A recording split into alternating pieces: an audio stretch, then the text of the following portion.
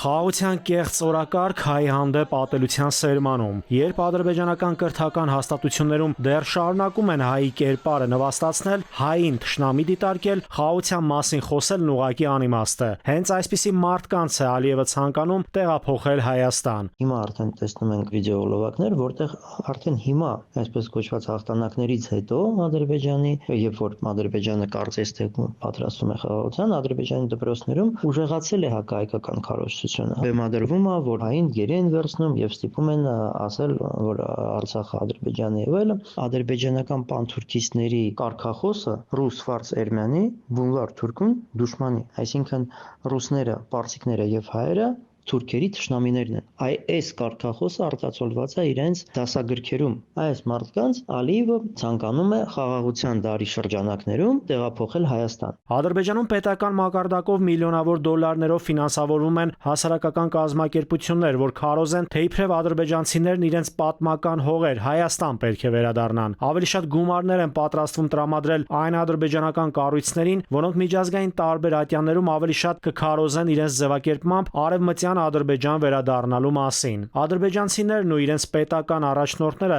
զավթողական քաղաքականությունից չեն ցանկանում հրաժարվել։ Ադրբեջանը պետական մեդիայով այս օրերին ավելի է լծվել հայկական տեղանունները աղավաղելուն, հիմա էլ անցել են Երևանին։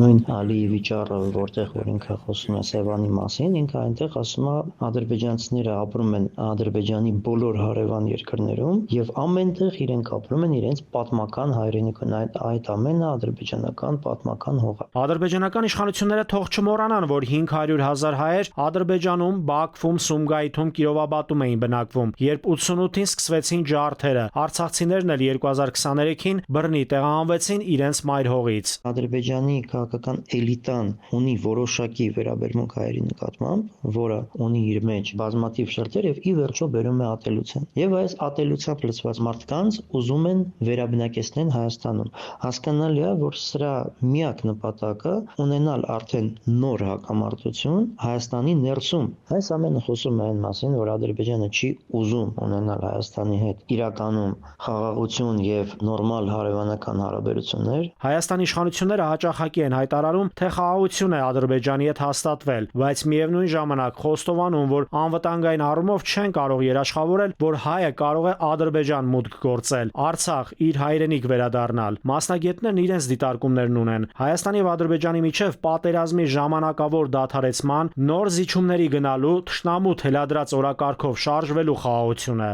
Նաիրի Մուրադյան, ժամը լրատվական։